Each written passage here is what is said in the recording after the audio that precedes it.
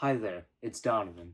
The Donkey Kong Bananza Direct has just aired, and I cannot wait to play it. I just really want to taste, and I really hate bananas.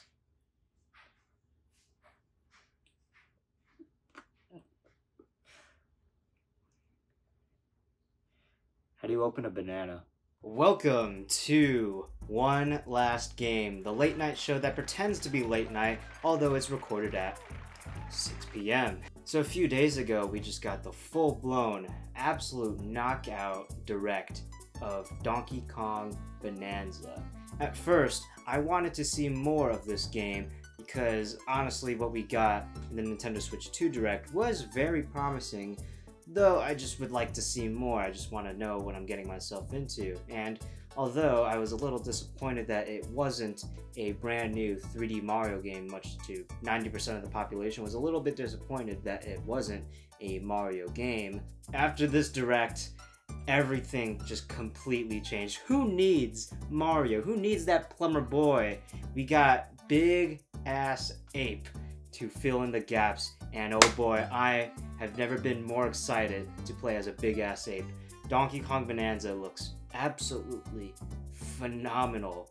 Who needs Odyssey 2? Who needs the 3D Mario? This really is the next evolution of what Nintendo EPD8 would be making. Don't ask me how I know the name of the Mario developers. I'll answer it for you. I haven't gone outside in years. So this direct, coming off of a honestly very disappointing Mario Kart World Direct, expectations, they were certainly there. It's just that we really hoped it wasn't everything we saw from last time, because they've overpromised with the Mario Kart World Direct, and we were thinking that we were going to get tons of information. It turns out they were regurgitating everything that we knew already, and they really only showed off, what, 2 pieces of new information?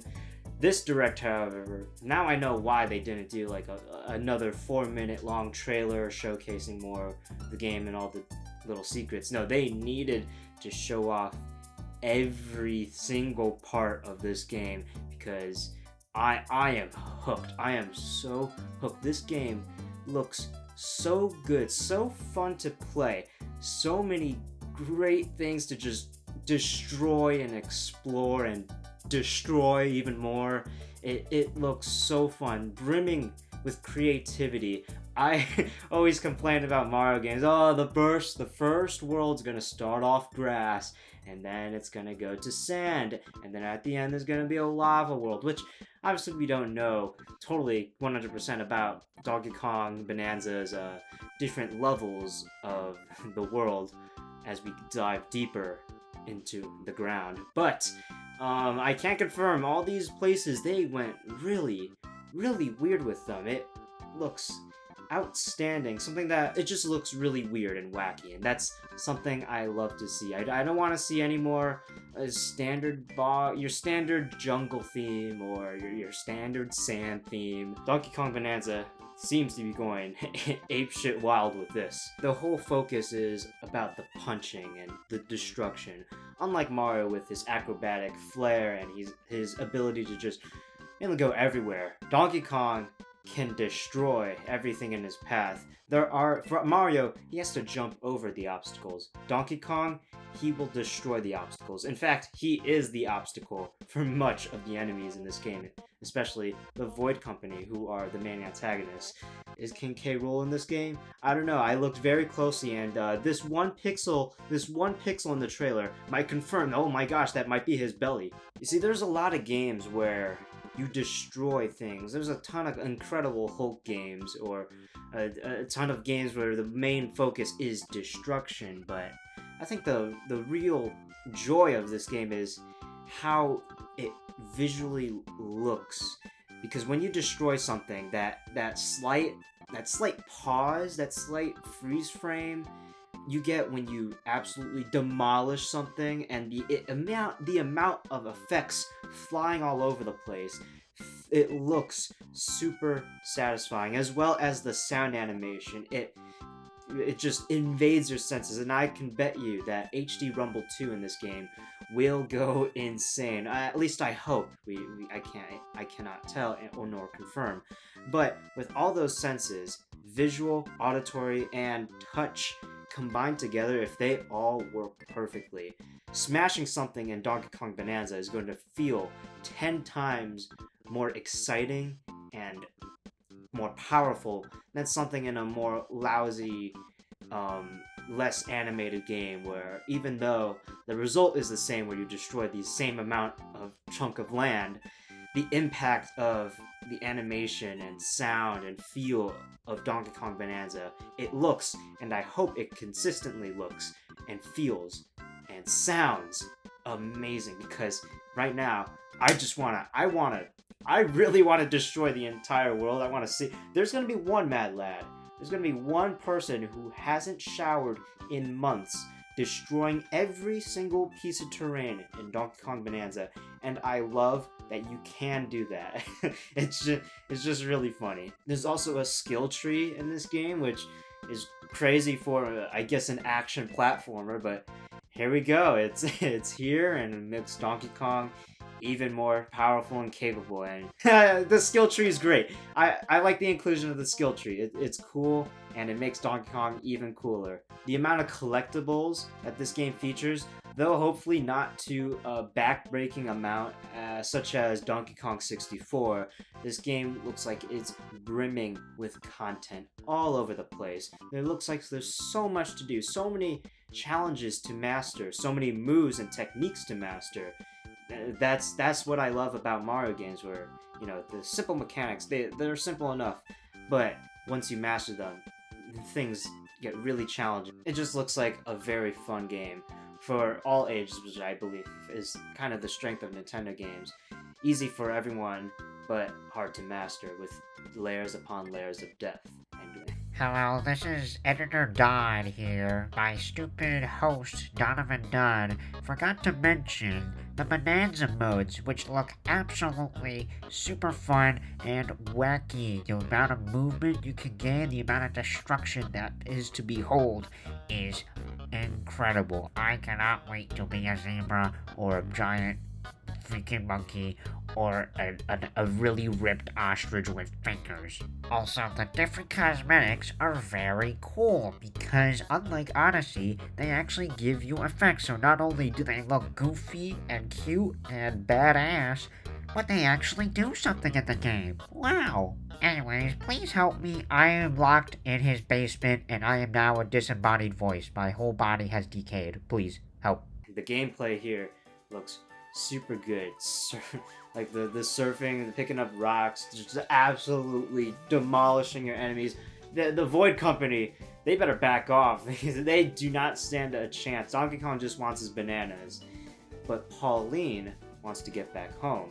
So, back in, I believe it was Nintendo of Korea, they leaked a promotional image of Pauline instead of Odd Rock hanging from DK's tie. Well, it turns out Odd Rock is indeed Pauline. How? I have no idea, but I'm all for it. Pauline in this game, she is kind of like the heart and soul, and why we are adventuring deeper and deeper into the earth.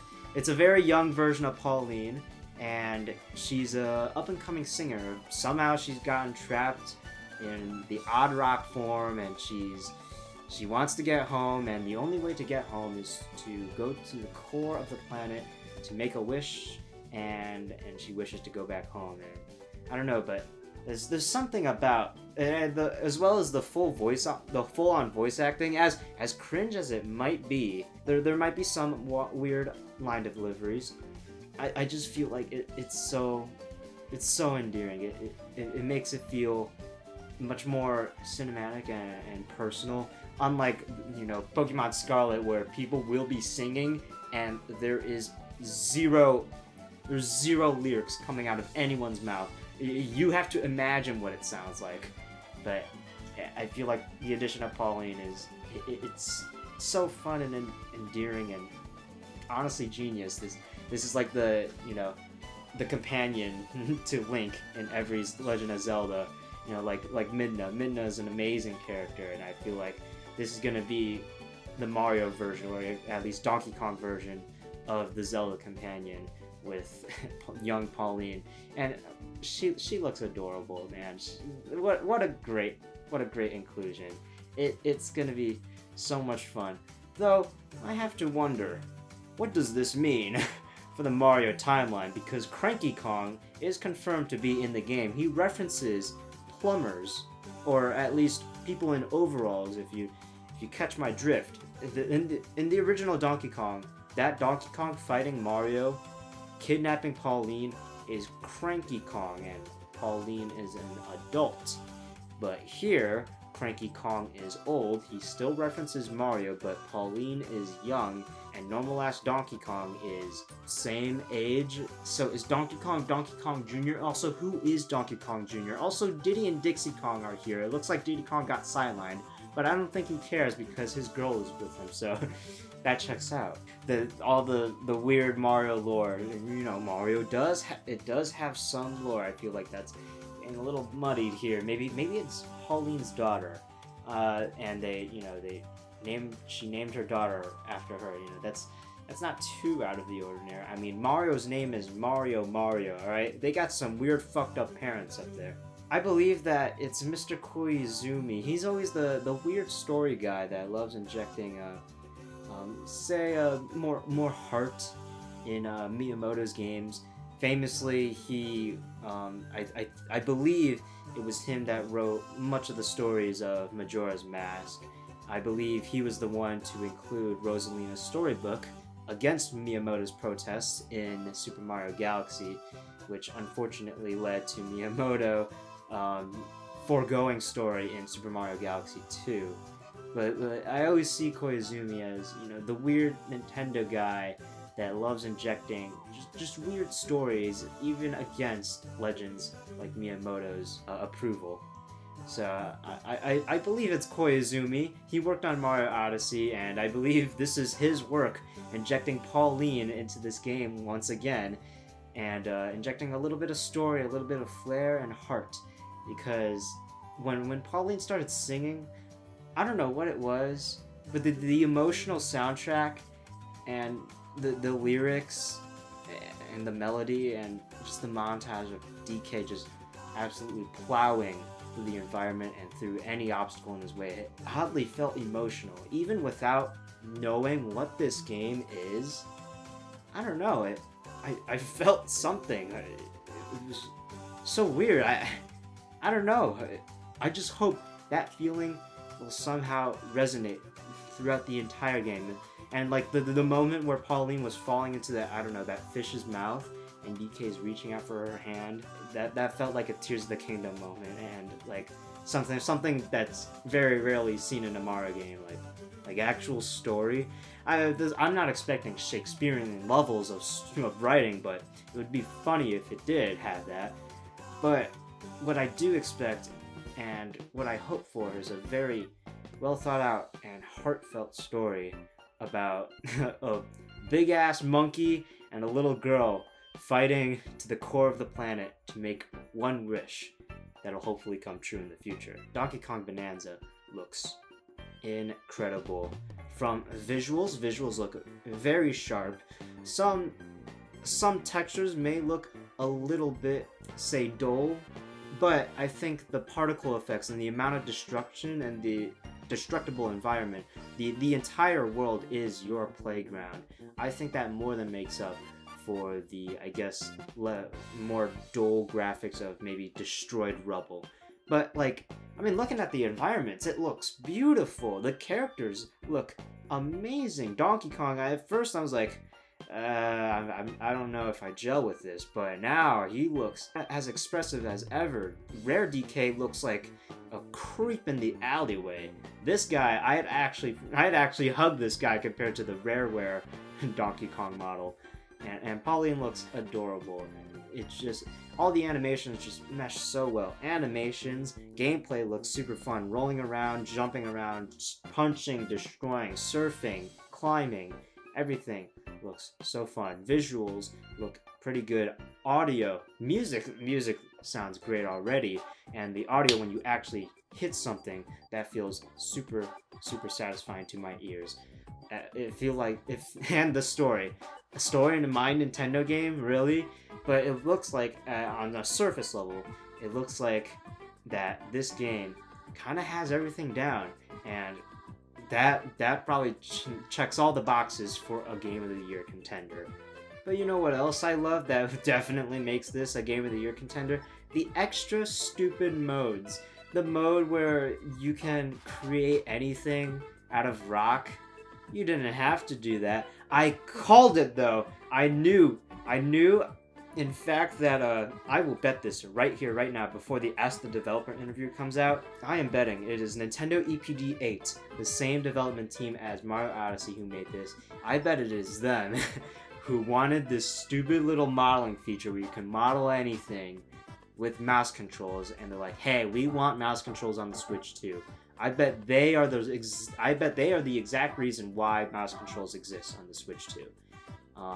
If I am wrong, I will walk on the streets of Chicago barefoot, naked. I can only imagine the things people are gonna create. Also, that fucking bird that I hate. Also, co-op.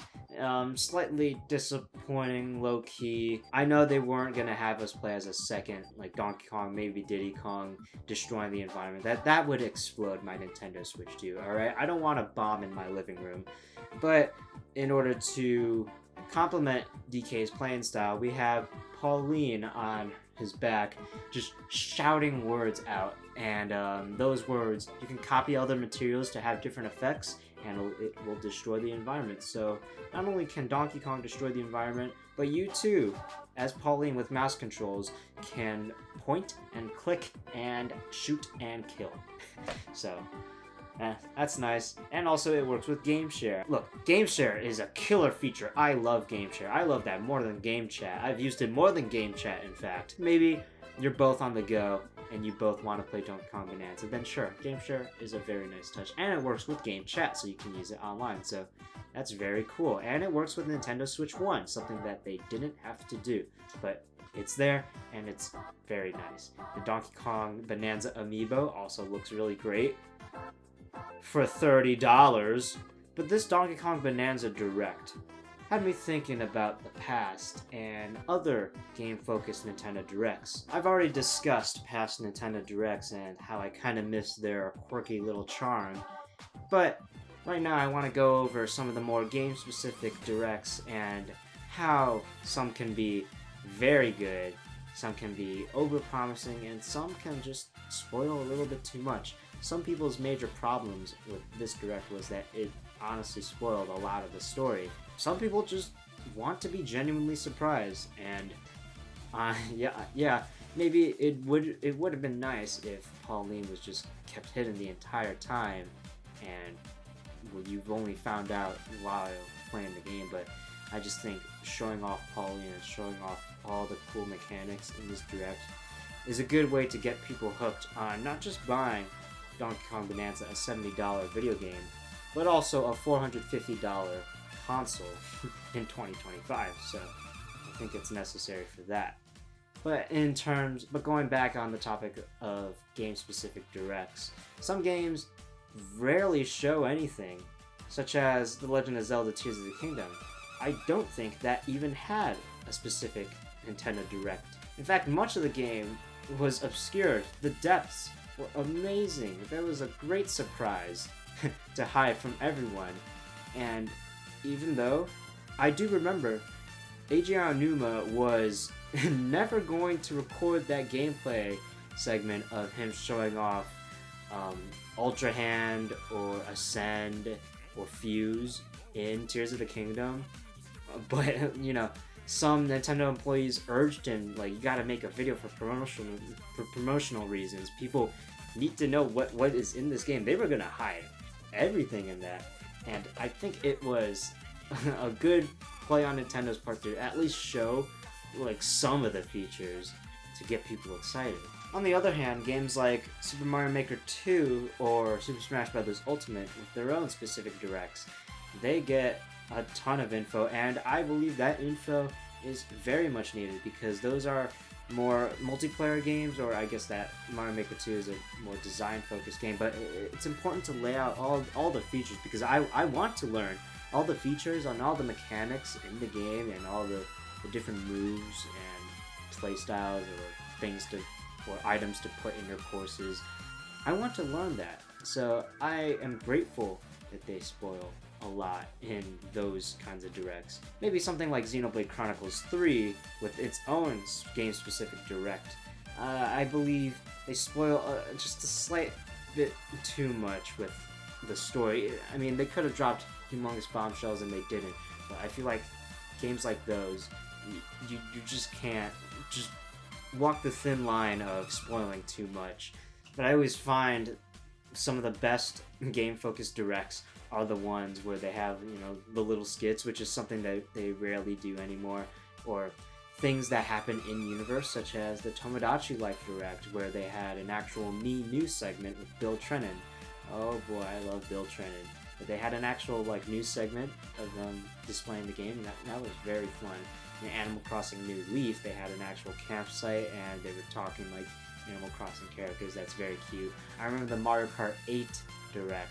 They had a whole like weird segment of Mario Kart TV and like a whole advertisement segment, and also they were really roasting Luigi. They fucking hate that guy. Arms felt like the newscaster was talking to us. That's very cute. I love that. And then you got the old Smash for Wii U and Nintendo 3DS Directs with Masahiro Sakurai. Those were always great fun until he transitioned to Mr. Sakurai Presents, and eventually Sakurai's own YouTube channel, which is all great fun. And you know, it's just fun seeing the personalities of the creators shine through, and that's something I love about these game-focused directs. Something that's unfortunately sort of missing from modern-day Nintendo Directs, where we don't really see the developer, only in active developer interviews, but rarely on screen. Although in something like Splatoon 2 and 3, Mr. Nogami does frequently show up as, you know, his Squid Research Lab coat, which I find very cool. You know, that's a face that we can connect to, and you know that just humanizes the developers even more. And I think that's very nice. Koizumi for Mario Odyssey. I know this wasn't a direct, but you know he always had Cappy on his head. He was always presenting during Nintendo Switch presentations and Nintendo Directs. So you know it's a face that we can connect to, and something I wish you know would still happen in something like the Donkey Kong Bonanza Direct. Will Donkey Kong Bonanza be this next Donkey Kong 64, or will it be a Banana Slammer? Well, what we can confirm is that Nintendo keeps hitting it out of the park with their game development. So I hope you enjoyed this segment of One Last Game. Comment down your favorite game-specific Nintendo Direct. That's all from me. This has been Donovan, and this show will last well into the night and will only end with one last game. It smells bad. It looks bad. It tastes bad.